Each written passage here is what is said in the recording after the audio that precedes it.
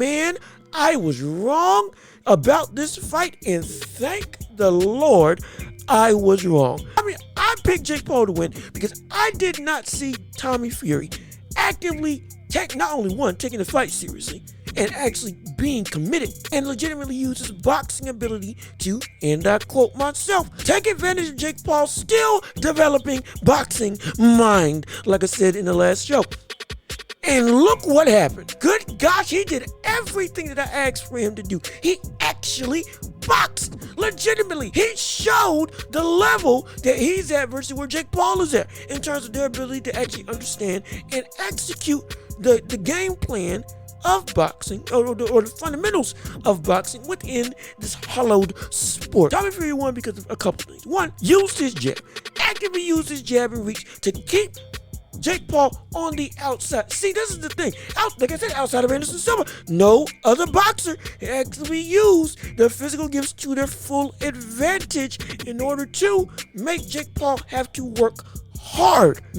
Caught Jake Paul multiple times throughout the night in the middle of his punches because of his length and snappiness with his jab to interrupt his forward momentum, force him to always have to reset and have to regroup because he can't find a way to get on the inside. From that jab, he was able to set up combination punches. He had a bunch of flurries, good solid flurries. I think the sharpest flurries that we've seen Jake actively take. How did Jake Paul face off against an opponent who is actually within his age group, within his weight, and has actually done this?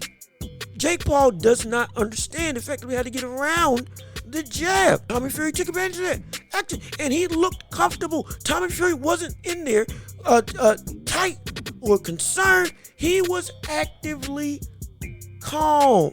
He looked like he belonged there. He looked like this is where we're supposed to be. And he had head movement. He was actually feinting. He was using the ring to his advantage, constantly moving around, not staying stationary. Although there were some times when he was staying stationary, posturing up, kind of rubbernecking at Jake Paul.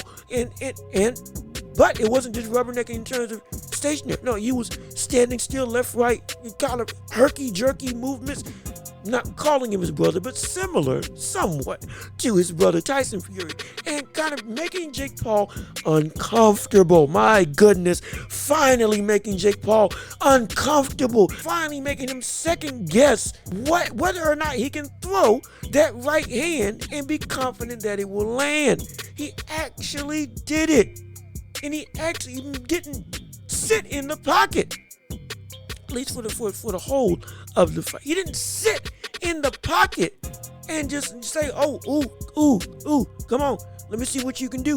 No, he understood the risk, moved accordingly. I wish he had moved to Jake Paul's left hand while Jake Paul's left hook was connecting. It's not the lethal weapon and the killer and the main thing that ends fights in terms of for Jake Paul. And so I would rather him get hit with that than get hit with the right hand. Man, he kept circling with his right. That if Jake Paul had caught on, he could have set up Tommy Fury to get caught with that right hand because he was circling into that direction. But hey, he didn't. And so, hey, tough loss to him. So now, this is where we are. Now, we can sit here and say two things. One, Jake Paul is a legitimate boxer. I don't care what anybody says. He's given me enough credence, enough repertoire, and enough bodies on his resume to be able to say he is a legitimate boxer. On top of the fact that the only person that could actually beat him was a boxer. Now, however, even with him being a boxer, he is a bad boxer. That's the second thing. Tommy Fury is also a bad boxer. So here's the thing about this whole fight. This was against a fighter who is below solid in terms of Jake Paul facing Tommy Fury. Referencing or talking about Tommy Fury. Tommy Fury is not a great boxer. Tommy Fury is not a good boxer. Tommy Fury is not a solid boxer. Tommy Fury is a below average boxer. I'm not gonna say bad because he's beaten bad opponents, but he's looked bad doing it. So he's below average, just above bad, which isn't really saying much. But you showed, or this fight showed, even with a bad boxer, that knows what they're doing in the ring, actually understands the fundamentals of the sport and have been around the sport, they can beat Jake Paul.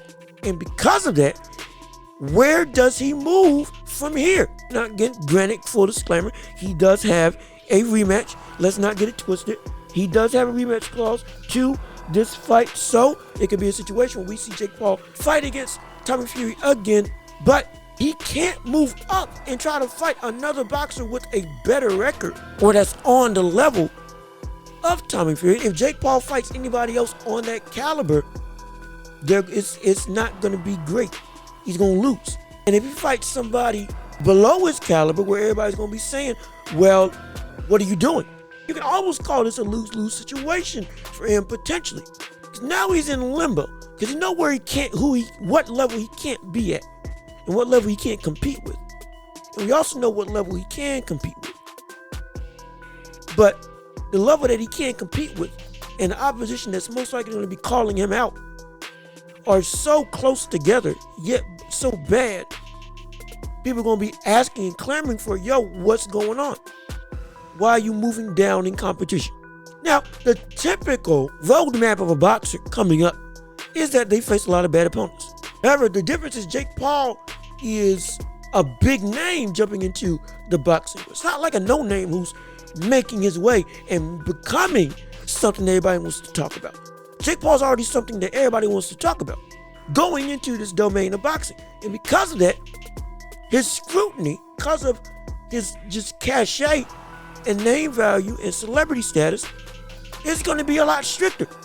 And now that we've seen him lose, it's a lose-lose situation in terms of what step he takes from here.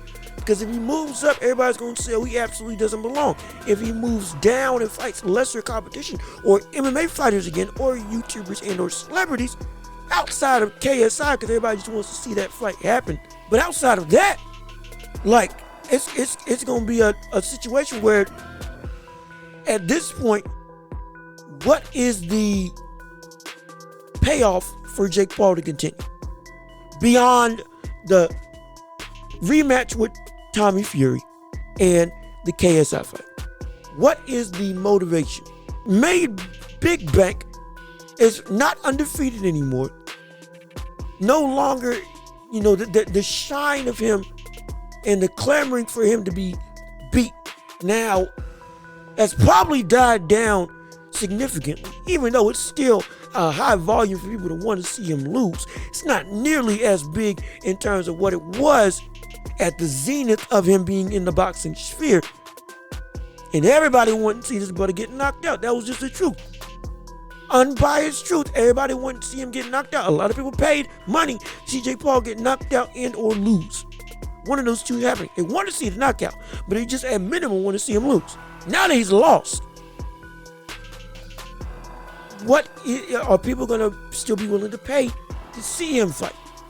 Are people still going to be willing to pay to watch him go up against other people at or below his competition? Because he just lost to the name that everybody knew, that everybody was, that, again, it's probably one of the biggest names that he could have gotten because he's of who that name is related to. Tommy Fury, the brother of Tyson Fury. Now, with the O no longer on his resume, with a loss on his record, is it worth the investment to keep going out, keep training, keep fighting, and potentially lose, again, potentially getting humiliated if, like I said, if he moves up? Or fighting just with the loss of interest because now you lost. And we don't see you boxing legitimately as a career. So why take any of these fights seriously? This has been a sideshow that has really gained traction in terms of a lot of people's eyes. Maybe people were tired of seeing it. They wanted to see him lose. Again, it wasn't that because they wanted to see a fight.